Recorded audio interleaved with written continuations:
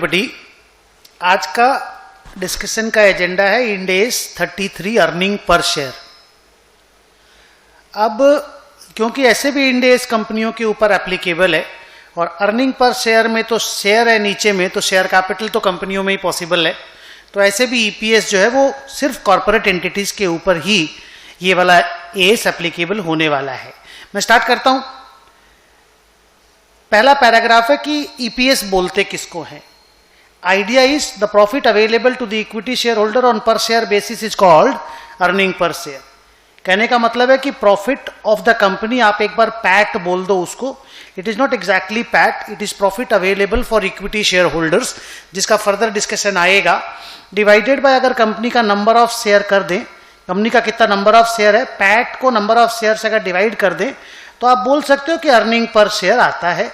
और ये जो अर्निंग पर शेयर आता है ना, इसी के ऊपर ये इंड एस 33 है। ईपीएस को बहुत ही इंपॉर्टेंट फिनेंशियल इंफॉर्मेशन माना जाता है और इंड एस 33 का बोलना है कि ईपीएस दो तरह का होता है। One is basic EPS, another is diluted EPS. हम लोग पढ़ेंगे धीरे धीरे दोनों को। और दोनों ही ईपीएस को, मान लो एक कंपनी का बेसिक ईपीएस 40 रुपीज का है और डाइल्यूटेड ईपीएस 37 रुपीज का है, तो दोनों ही ईपीएस को जो statement of P and L है उसके फेस पे दिखाना पड़ता है विथ इक्वल प्रोमिनेंस। मतलब बेसिक ईपीएस 40, डाइल्यूटेड ईपीएस 37, एकदम इक्वल प्रोमिनेंस के साथ दिखाना है। हाँ, अगर दोनों ही 40-40 है या दोनों ही 37-37 है तो फिर आपको ऐसे लिखना पड़ेगा, basic and diluted EPS 37, basic and diluted EPS 40। लेकिन अगर बेसिक 40 और डाइल्यूटेड ईपीएस 37 है तो लिखना पड़ेगा बेसिक ईपीएस 40, उसके नीचे लाइन में डाइल्यूटेड ईपीएस 37। अब ये दोनों होता क्या है, निकलता कैसे है, हम लोग पढ़ेंगे।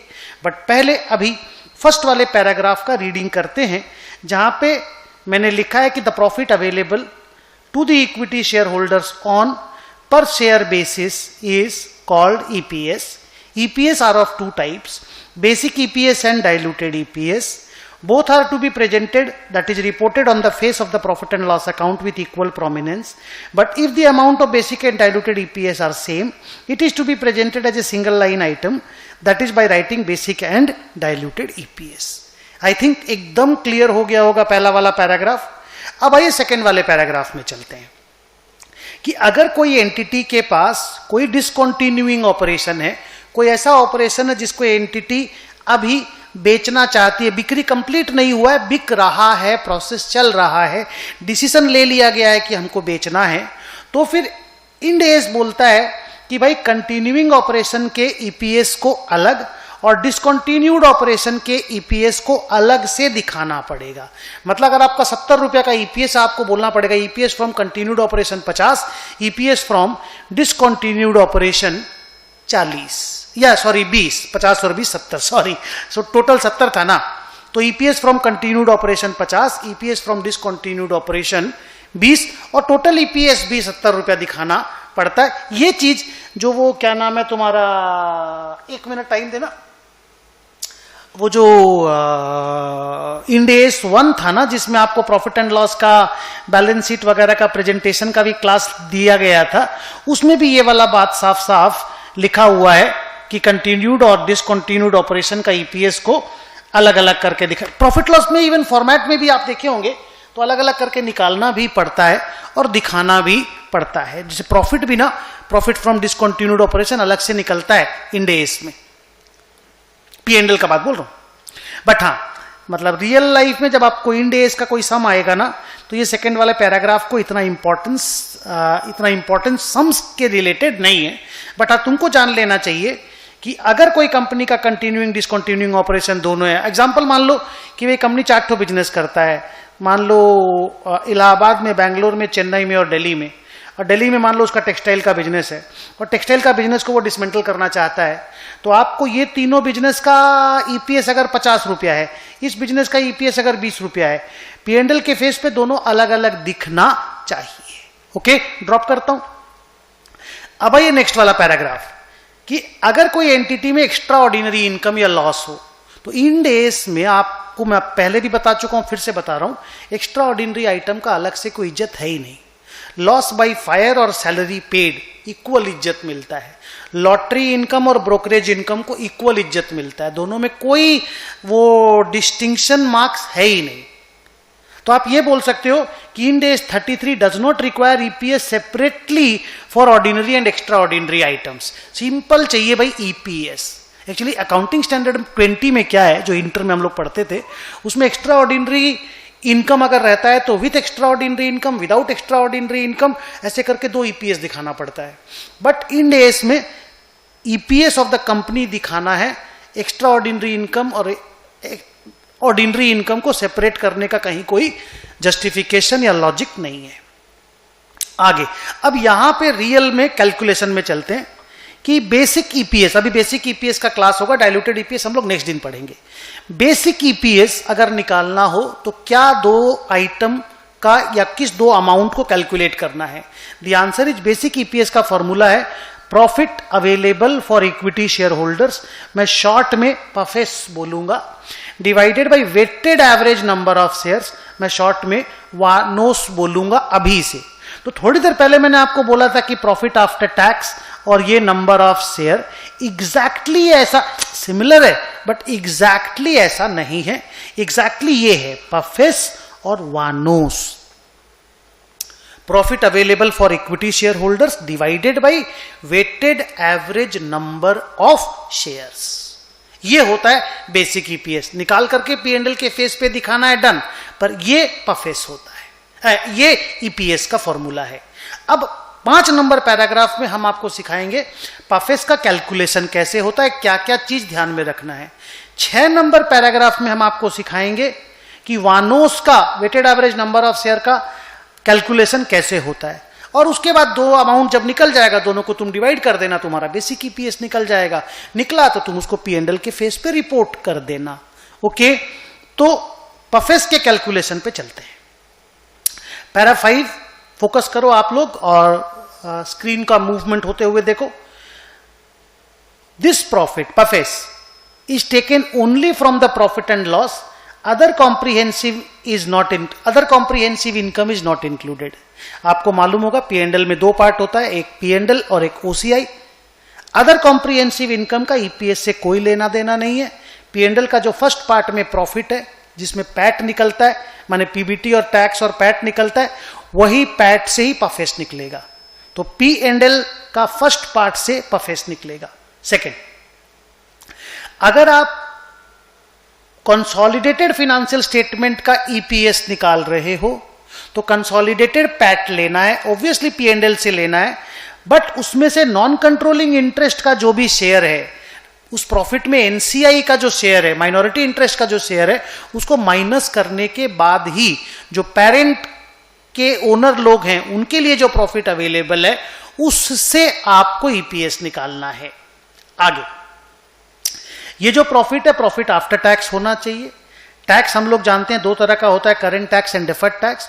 दोनों को एडजस्ट करने के बाद, माने अगर करंट टैक्स एक्सपेंस है, डेफर्ड टैक्स एक्सपेंस है, तो दोनों माइनस होगा। अगर करंट टैक्स एक्सपेंस है, डेफर्ड टैक्स इनकम है, तो करंट टैक्स माइनस होगा, डेफर्ड टैक्स ऐड होगा, उसके बाद ही पैट निकलेगा। कहने का मतलब है पैट जिसको रियल में आप जैसे पैट निकालते हो पीएनएल बना करके, वो वाला पैट ही लेना है, which is always after adjusting सीटी एंड डीटी बोथ। नेक्स्ट, अब आइए, अगर प्रेफरेंस शेयर कैपिटल हुआ तो क्या होता है।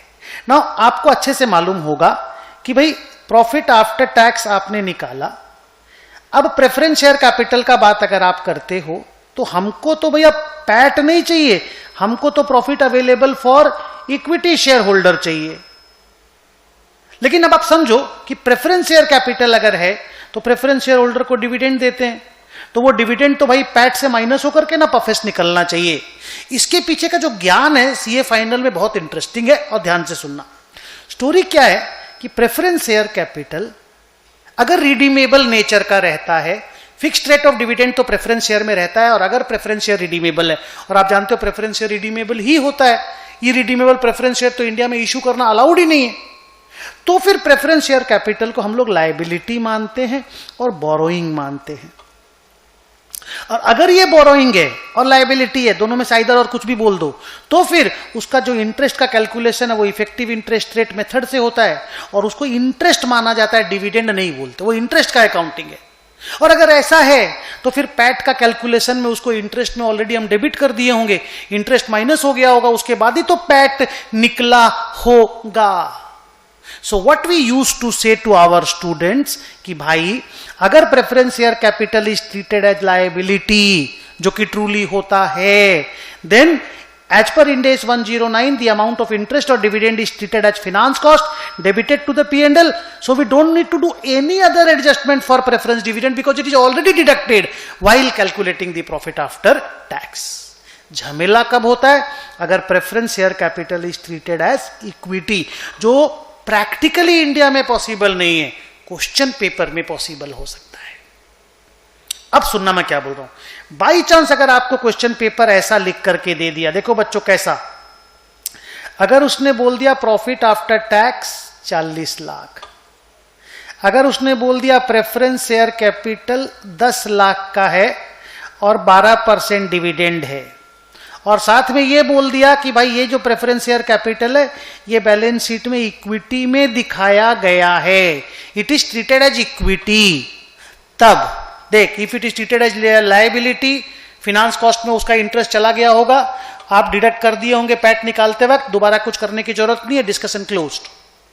अगर इक्विटी में दिखाया हुआ है और इसका अकाउंटिंग इंटरेस्ट का नहीं हुआ होगा, तो इसको जो डिविडेंड हम साल का पे करेंगे 1,20,000 रुपया, उसको माइनस करके पैट से, माने PAT less preference dividend will be called पफेस। That is what we want to say in a CA final class, कि अगर प्रेफरेंस कैपिटल को इक्विटी ट्रीट किया गया है तो पैट से प्रेफरेंस डिविडेंड माइनस होगा, तब पफेस निकलेगा।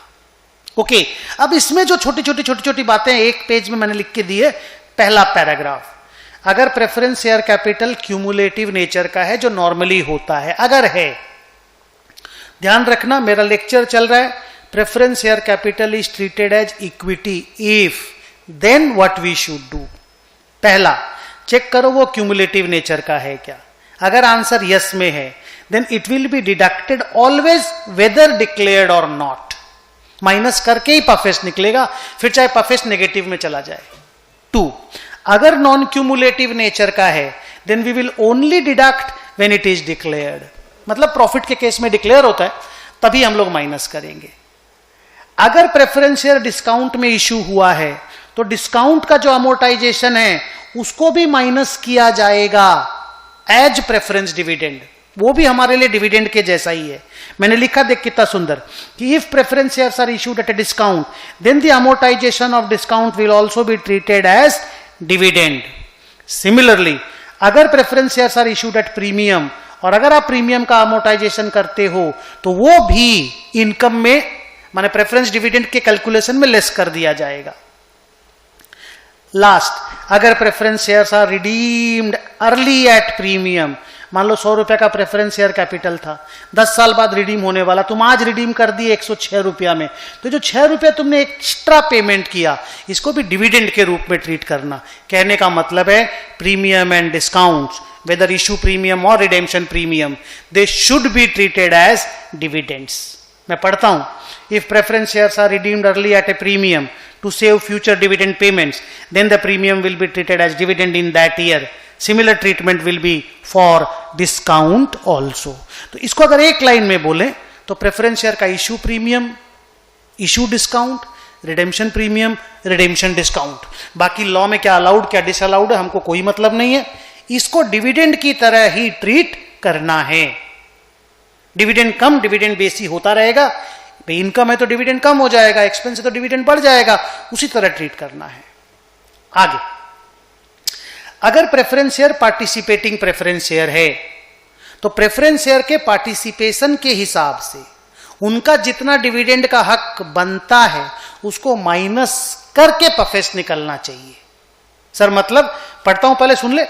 When the preference shares are participating in nature, then we have to find the preference dividend very carefully in accordance with their participation ratio, and then only the balance profit will be available to the equity shareholder. मैं example देता हूं, मान लो एक company का PAT आया 70 लाख रुपया का, equity share capital 40 lakh है, प्रेफरेंस शेयर कैपिटल 10 लाख है। इसका 12% का डिविडेंड है और रूल ये बोला गया कि 12% का डिविडेंड 12% का डिविडेंड अगर हम लोग इसको दे देते हैं और इक्विटी शेयर होल्डर को 20% का डिविडेंड दे नहीं रहे, कैलकुलेशन के लिए बोला गया, दे देते हैं, फिर जो प्रॉफिट बचता है उस प्रॉफिट का 30% प्रेफरेंस शेयर होल्डर का होगा। सुने ढंग से, प्रेफरेंस शेयर होल्डर को 1,20,000 दे देते हैं, इक्विटी शेयर होल्डर को अगर 8 लाख 20% 40 लाख 8 लाख दे देते हैं, तो 70 lakh minus 9.2 lakh, that is 60.8 lakh. इसका 20% प्रेफरेंस शेयर कैपिटल का होगा, उनका पार्टिसिपेशन का रेशियो ऐसा ही है। तो अगर इसका 20% प्रेफरेंस शेयर होल्डर लोग लेगा, सो दे विल टेक 12.16 मोर। तो 12.16 और 1.2 दोनों को माइनस करना है, तब जाके पाफेस निकलेगा। मतलब जो टोटल 70 लाख है उसमें से 1.2 भी माइनस करो और 12.16 भी माइनस करो, तो 56.64 इज दी पाफेस, profit available for equity share holder. Sir आजकल ऐसा होता है क्या? नो, नहीं होता। पार्टिसिपेटिंग प्रेफरेंस शेयर नाम का है और preference share holder treated as liability ही सत्य है। प्रेफरेंस शेयर कैपिटल को इक्विटी के रूप में ट्रीट किया ही नहीं जाता। तो पूरी स्टोरी में मैं आपको एक लाइन बोल देता हूं कि रियल लाइफ में ये जो यहां से लेकर के क्यूमुलेटिव वर्ड से लेकर के ये जो पार्टिसिपेटिंग वर्ड तक हमने आपको पढ़ाया है, ये रियल लाइफ में यूज होने का नहीं है। क्वेश्चन में सम आ सकता है बट रियल लाइफ में यूजेबल नहीं है, because in real life preference share capital is treated as a liability, it's a borrowing.